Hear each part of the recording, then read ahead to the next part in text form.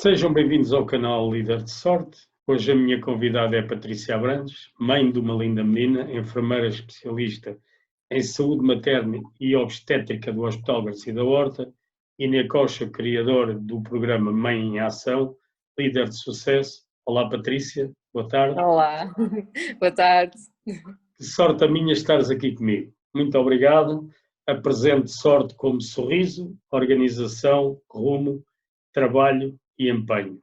Patrícia, como é que defines a tua sorte? Olha, eu achava que tinha mesmo sorte e depois de te ouvir falar deste conceito de sorte, eu percebi que realmente é isto. É isto e eu acho que essencialmente é mesmo, eu acho que o que engloba tudo para mim é o empenho. Tu quando te empenhas, tu consegues mover montanhas e consegues fazer o que durante muito tempo andas ali e tentas e eu não vou conseguir, mas depois se tu te empenhas, tu chegas lá. E Muito realmente este conceito da sorte é mesmo isso. bom. É Muito bom. mesmo isso. Patrícia, enfermeira especialista em saúde materna e obstétrica no Hospital Garcia da Horta. Conta-nos como tem sido este teu processo e este teu percurso. Olha, eu sou enfermeira já há cerca de, faz este ano 16 anos, e não quis sempre esta área. Isto foi em 2012. Em 2012 passei pela obstetrícia enquanto utente e fez-me o clique e eu descobri que aquilo era mesmo a minha paixão, e é uma paixão, é uma grande paixão. Entretanto, eu trabalho como sou parteira, já desde 2016 comecei a trabalhar na minha área, depois de já ter feito a especialidade e fiz mestrado. E pronto, este meu percurso é engraçado porque estes são aqueles percursos em que não são lineares. Tu de repente tens um corte e tens um ímpeto de fazer uma coisa absolutamente diferente. Eu trabalhava num serviço completamente diferente com doentes terminais, portanto, neste momento, eu trabalhar no início da vida foi assim virar o mundo ao contrário para mim. Exatamente. E pronto, mas acho que as melhores decisões que eu tenho tomado na minha vida têm sido mesmo estas em que, sem demasiada racionalização, mas com os pés assentes na terra, vou de coração e de alma e é para aqui. Muito bom. E pronto, e sinto-me realizada neste momento. Depois, com o coaching eu já tenho vindo a namorá-lo já há algum tempo. Entretanto, acabei por conhecer o trabalho do nosso mentor, do Eduardo Turgal, e comecei a acompanhar o trabalho dele, e a determinada altura pensei, não, é agora. Eu estava numa fase em que conseguiria fazer o curso por causa da parte do meu trabalho lá, conseguiria fazer o curso ou não, é agora. E pronto, lá foi mais uma, Tinha que ser. peguei-me de Avançaste. cabeça e realmente avancei. Neste momento, o meu projeto Mãe em Ação é um bocado juntar estas duas paixões, porque eu estou a trabalhar a conjugalidade no pós-parto. Sim, Esse é o meu... esse é um dos temas que eu gostava de abordar contigo com mais profundidade, mas antes se me permites, eu gostava, nesta fase da pandemia do Covid-19, é para nós uma sorte ter-vos lá o tempo inteiro para nos ajudar. Queres contar-nos qual a maior dificuldade por teres passado nesta crise? A maior dificuldade é mesmo a parte emocional. É assim, é nós partirmos do princípio que todas as mulheres que nós não sabemos se são infectadas ou não, temos que partir do princípio que elas são. E isto faz com que a gente venha para casa a pensar, será que aquela mulher é infectada ou não? Será que eu posso estar infectada ou não? Será que a minha família em casa pode vir a ser infectada ou não? E isto é um grande desgaste. é um grande desgaste. Eu regressei recentemente da minha licença de maternidade, voltei ao trabalho e essa parte já é difícil, e então com isso, com uma bebê com 9 meses e com esta situação toda é a parte mais difícil, sem dúvida. Ver os nossos colegas também, muitos colegas que estão neste momento, que não vão sequer a casa, colegas principalmente de serviços mais que lidam Uma missão com extraordinária. maior quantidade de doentes Covid e que não vão a casa e que estão a viver, não se sabem durante quanto tempo, fora de casa, para não correrem o risco de infectar os familiares. Isso É muito difícil. É uma missão de facto difícil e extraordinária. Patrícia, com o nascimento da tua filha Eva, tu entraste na certificação do Instituto e nem a concha que já era uma paixão que tinhas pelo desenvolvimento, criaste então o programa, como ainda há pouco falaste, Mãe em Ação. Fala-nos um pouco desse teu programa, o que é que ele faz e qual é que é a essência desse mesmo programa na tua vida neste momento. Então é assim, o programa, eu com o programa Mãe em Ação, o que eu pretendo é ajudar as mulheres a adaptarem-se ao período pós-parto, sem perderem o equilíbrio no seu relacionamento amoroso.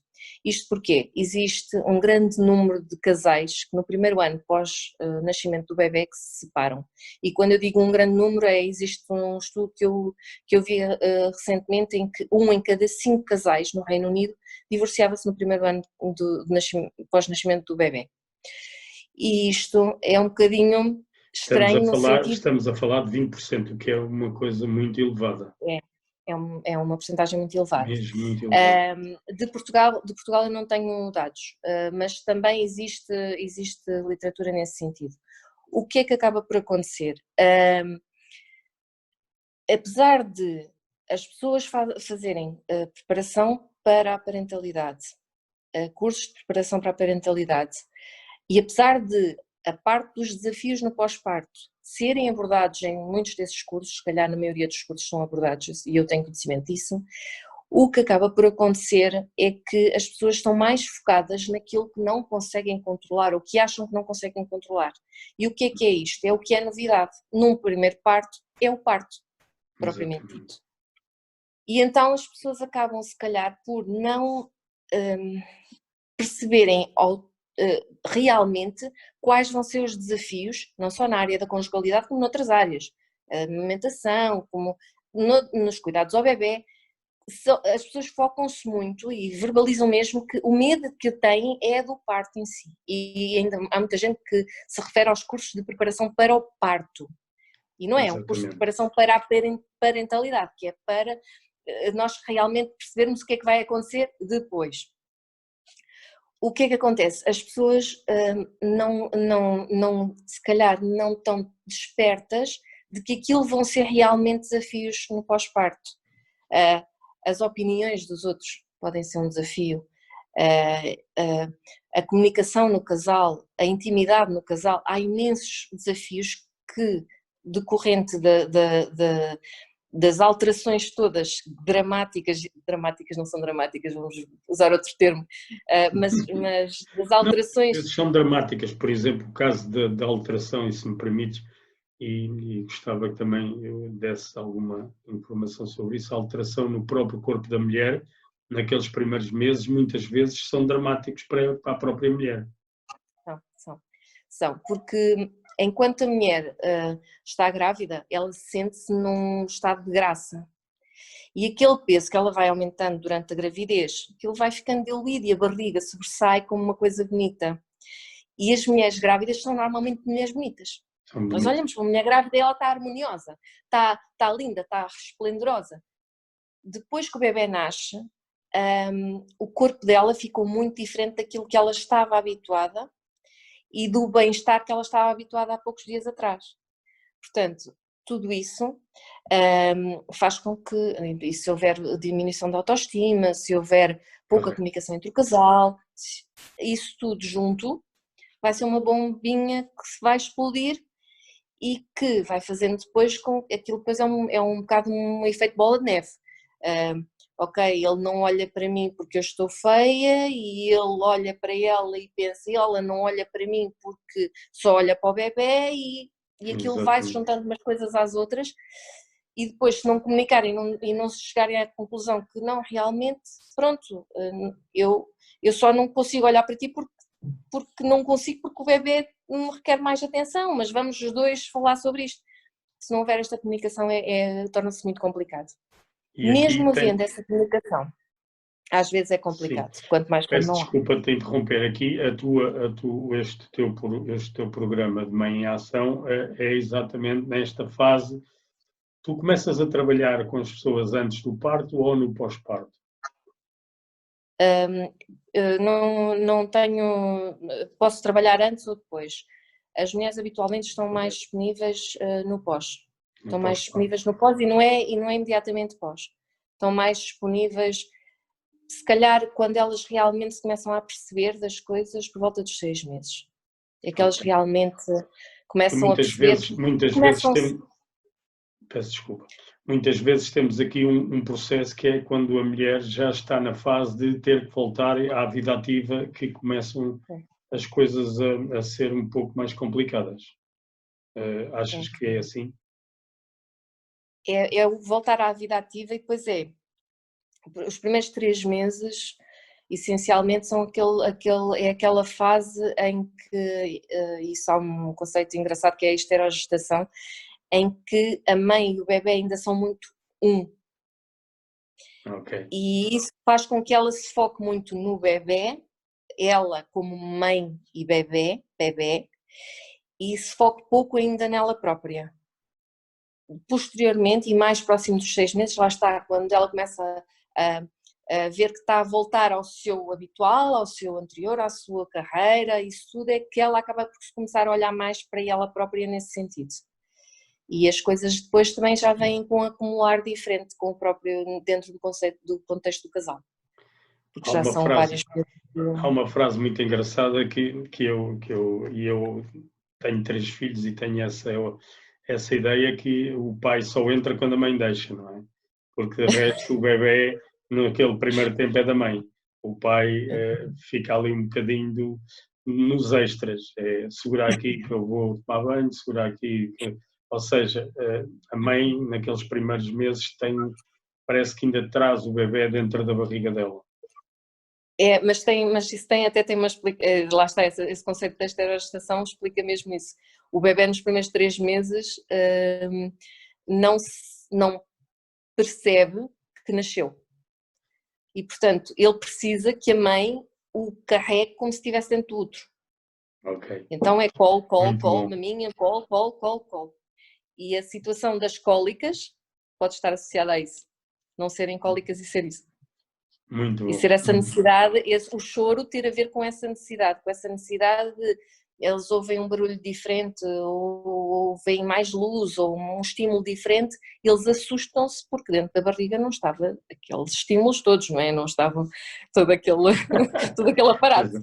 Exatamente, nem os barulhos, ele estava salvaguardado por muita coisa.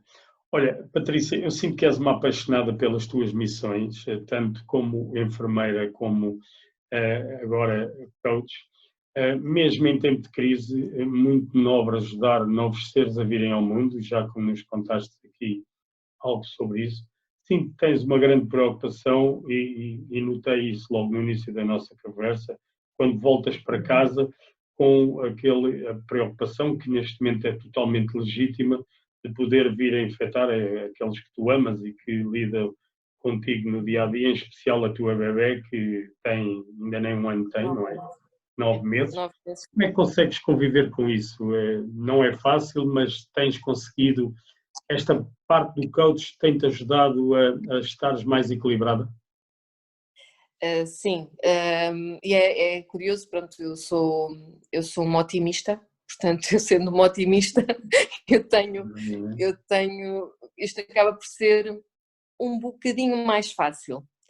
É um bocadinho mais fácil no sentido em que eu eu consigo ver isto num sentido, isto vai passar, isto não vai estar sempre a acontecer e daqui a algum tempo, não sabemos é quanto e isso é que nos causa mais ansiedade, mas daqui a algum tempo isto vai passar e se calhar daqui a algum tempo vamos acabar por fazer todos seriadamente os testes sorológicos e perceber que há imunidade de grupo e isto o pior já passou, ok. Já passou. É isto que eu tento pensar, porque, e mesmo quando estou com alguns colegas que eu percebo que têm um tipo de personalidade mais precavido, ou em que a ansiedade lhes tira um bocadinho o equilíbrio, no início quando eu comecei a trabalhar foi difícil gerir isto, num contexto do grupo, porque o grupo estava todo a entrar numa espiral de pânico. Porque há tanta informação e há tanta coisa que nós não sabemos sobre o coronavírus que isto acaba por causar esta ansiedade. E eu também sinto essa ansiedade. Se me permites, há aqui dois extremos que são extremamente perigosos. O primeiro é a informação a mais, que de repente temos informação e não conseguimos obtê-la.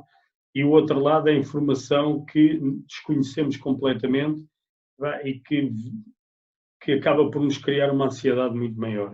Que não sei se concordas com esta ideia. Sim, sem dúvida. Aliás, até há uma expressão que habitualmente há pessoas que utilizam, que é a ignorância às vezes é uma bênção. E às vezes é. Sim, quanto mais nós sabemos sobre uma determinada coisa, ou quanto mais nos informamos sobre uma determinada coisa, o desafio pode ser uma coisa pequenina e de repente é um gigante. Exatamente. E de repente nós começamos a pensar, sempre a olhar por cima do ombro, à espera que venha o coronavírus e que nos ataque com pau. É um bocado... É uma excelente metaforicamente, metáfora. né? Metaforicamente é um bocado isto, é um bocado nós pensarmos, não, ok, eu não consigo controlá-lo, eu não o vejo, mas eu sei que ele possa existir, sem loucuras eu vou fazer o que eu posso fazer, que é proteger-me. Tenho que, para ir àquele doente, se eu não sei se ele é infectado, eu tenho que vestir este material de proteção, equipamento de proteção individual. Eu tenho que vestir isto. Portanto, eu vestindo isto, eu tenho que partir do princípio, ok, eu a partir de agora estou protegida e quando eu retirar tenho que ter cuidado para não me infectar e estou protegida. E vou tratar daquela doente, ou daquela grávida, ou quem seja, e estou protegida. E ter um bocadinho este sangue frio de não ficar a pensar que isso, porque os isses é que nos causam ainda mais ansiedade. Correto. E acabam por criar stresses muitas vezes desnecessários, não é? Stress e a risco de erro. Porque se eu estiver em pânico, eu posso muito mais facilmente, ao tirar um equipamento o mais simples possível, que em qualquer outra situação eu não iria fazer, tocar na parte infectada e, estando em stress, posso correr o risco de o fazer. Exatamente. Acaba por ser... E muitas vezes essa parte do retirar do equipamento é tão importante como o ter vestido.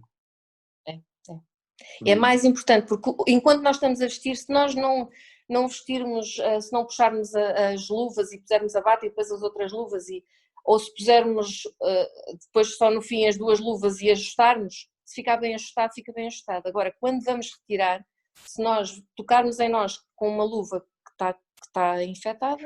É um problema muito grande. Patrícia, eu gostava de te fazer aqui um desafio, mas que é também uma forma de quando começámos o nosso curso no Inia Coaching, tu tinhas alguma dificuldade de seres uma pessoa, ou seja, de te dares a conhecer ao mundo, como dizíamos. Eras reservada, não gostavas de redes sociais, tinhas essa particularidade de não gostares de mostrar a tua imagem. Já conseguiste ultrapassar isso, que eu vejo, que já tens as redes sociais com fotografias extraordinárias. Como é que isso tem sido para ti, este percurso de passares a ser uma Patrícia visível? Olha, é muito curioso que isso aconteceu logo na primeira aula, na nossa primeira aula do curso. Eu pensei, ok, a primeira aula, eu vou só ver como é que isto é. E liguei e no exato momento que eu estava a ligar, o Eduardo começa a falar e começa a dizer: e agora toda a gente com as câmaras ligadas porque que é já um desafio que é para vocês ultrapassarem isso. E eu, claro, com a câmara desligada, não é? Contrariada, carreguei no botão da câmara. Mas entretanto, quem é que quem é que quer fazer a primeira pergunta? Eu vi aqui a Patrícia quer fazer uma primeira pergunta e eu fiquei toda vermelha e pensei, isto não me está a acontecer. E pronto, acho que foi a prova de fogo. Foi. Sim, eu sim, eu noto uma diferença muito grande em termos de me preocupar mais com o que me dá prazer fazer e eu saber que posso estar a ajudar alguém com o que eu estou a falar, do que propriamente com alguém que possa ler e que possa não se identificar ou que possa, inclusive, dar pouca importância ao conteúdo que eu coloquei. Isto porquê? Porque essas pessoas que não dão esse valor, provavelmente elas estão naquela fase em que, pronto, não sabem que têm o problema. Precisam de ajuda. Precisam de ajuda, mas não sabem. Portanto, se não sabem, pronto, um dia vão saber e estou tranquila com isso. Pode ser que ao lerem os teus posts, ou seja, os nossos posts, que acabem por verificar que de facto aquilo é uma mais-valia e que as pode ajudar num dia e em breve, muito mais breve que aquilo que as pessoas precisam. Como E líder... às vezes... Diz. E às vezes pode ser até a situação de, ok, não sou eu que estou a precisar, mas há uma pessoa que eu até conheço e que não sei que ela está a precisar, mas ela pode precisar. E então eu faço muitas vezes isto do partilha, se achas que isto vai ajudar alguém que tu conheces, se isto te ajuda ou se achas que te vai ajudar, porque eu acho que é mesmo Muito importante bem. isto, chegar a alguém e fazer-lhe o clique, não, é realmente isto que eu estou a sentir. Porque eu mesmo estando desperta para isto, eu também senti estes desafios. Isto não é blá blá blá, uíscas saquetas, é mesmo, ai, não podia fazer publicidade. É mesmo... Sem problema. É mesmo eu ter percebido que mesmo estando desperta para isto, eu também senti foi que, ok, isto está a acontecer, deixa-me falar sobre isto, deixa-me ver como é que contorno este desafio. Exatamente. Porque estes desafios acontecem a toda a gente, ninguém está imune. Não tenho dúvida nenhuma. É de facto uma das áreas muito importantes quando se sai da área da gravidez para a área de pais, e então quando é o primeiro filho, de facto acontece isso e eu não tenho dúvida nenhuma, e eu tenho essa experiência, também fui pai muito novo e de facto também fiquei a pensar, e agora o que é que fazemos com este rapazinho que acabou de nascer? E mantermos exatamente o mesmo nível de contacto e as pessoas entre elas. Como líder de sorte, eu ajudo líderes e futuros líderes a conseguirem resultados extraordinários sem colocar em causa a sua vida pessoal. Tu, nesta tua missão de ajudar os outros a atingirem o seu sucesso de serem pais, sentes que tens colocado em causa a tua vida pessoal? Pela minha experiência profissional, um pouco, sim. Sim. Pelos horários. Porque tem a ver com noites fora de casa, fins de semana. Ai, vou casar no dia 25 de junho. Olha, não sei se posso ir ao teu casamento. Pronto, tenho que pedir à minha chefe. É um bocado, olha, ai, faço anos no próximo domingo, tu podes vir, não podes? Eu não, estou a fazer manhã, ou estou a fazer tarde. Isto coloca um bocado o Natal, o Ano Novo, coloca muito em causa a nossa vida pessoal, sim. Mas pronto, em termos de casal, enquanto casal nós já nos conhecemos, já eu estava na iminência de ser enfermeira, portanto, e o meu marido é militar, portanto estamos os dois assim um bocadinho Olha, neste e ele também registro.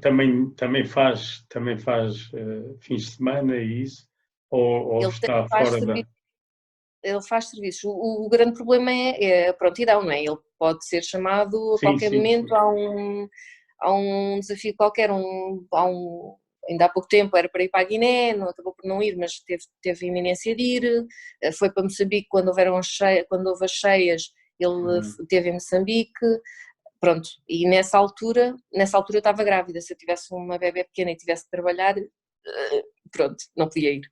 Pois, tinha que haver aí, tem que haver Tinha, uma ainda por cima interajuda muito estamos grande. E são duas profissões de risco, por isso até se compreendem um ao outro, sem um dúvida bocado nenhuma assim. nesse aspecto. Sim, eu julgo que são duas profissões extraordinárias, porque tanto na ótica da saúde como na ótica do militar, eu também fui militar, mas como serviço militar obrigatório, mas tenho uma coisa que iniciei a minha carreira numa empresa militar, por isso tive 18 anos, como eu costumo dizer, 18 anos militar, embora fosse civil, por isso sei o que eram as dificuldades disso. E é muito nobre essa missão, sem dúvida nenhuma. Patrícia, consideras-te uma mulher de sorte? Considero, considero. Mas lá está, não é sorte que cai do céu. É esta Não. sorte que tu falas. É esta sorte que tu falas, sem dúvida. Ou seja, tu tens um rumo muito bem definido na tua carreira, na tua cabeça, e isso é E, que leva-te a ser organizada, a ter empenho. Como tu acabaste por dizer inicialmente, o empenho para ti é essencial. sim, é essencial. E tem a ver também com uma coisa que eu acredito mesmo, que é nós produzimos aquilo que nos acontece também em parte. Nós vamos, nós se dissermos assim, eu não vou conseguir fazer isto, é óbvio que não vai. Eu durante uma série de anos, o que eu via no meu anterior serviço era pessoas otimistas e com garra, digamos assim, Uhum.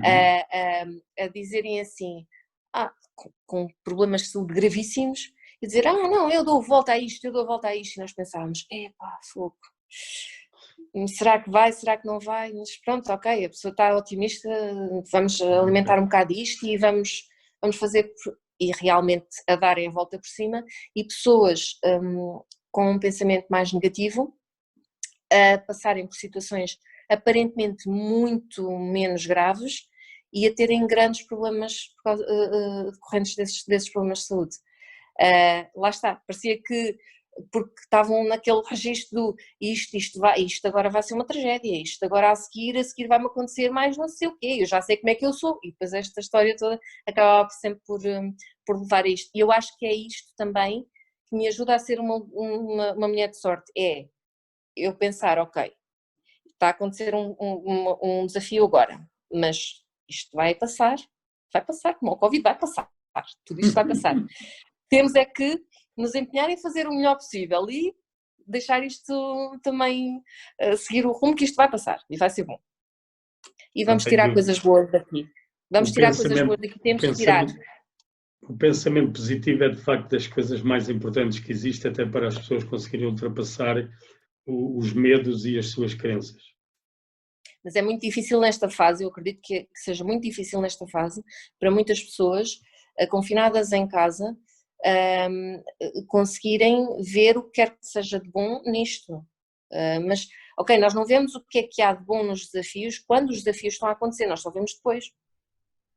Passado Sim. um tempo é que nós olhamos para trás e, olha, foi por causa daquilo que eu fiz isto e aconteceu isto a seguir e eu estou nesta fase agora. Correto. Não é na altura não é possível, nós na altura temos discernimento para pensar isto vai ser bom. Não, mas depois vai. Sim, não tenho dúvida que estamos estamos a atravessar uma fase, como dizem, é verdade, uma fase de guerra, só que esta guerra é uma guerra invisível. O inimigo não se nota, mas também, como tu dizes, e o pensamento positivo é importante isso, não estarmos a pensar que vem o coronavírus com pau bater em ninguém, não é? As pessoas não têm que ter essa preocupação. Agora, eu ainda vejo muita gente... Olha, aproveito aqui para te fazer uma pergunta que de facto, sendo tu uma pessoa ligada à área de saúde, como é que tu ficas quando vês ainda filas para passar a ponte 25 de Abril ou dezenas de pessoas, para não dizer centenas, nas praias a apanhar banhos de sol? Qual é o teu sentimento? Aí dá-me vontade de pegar num pau. Ir atrás deles.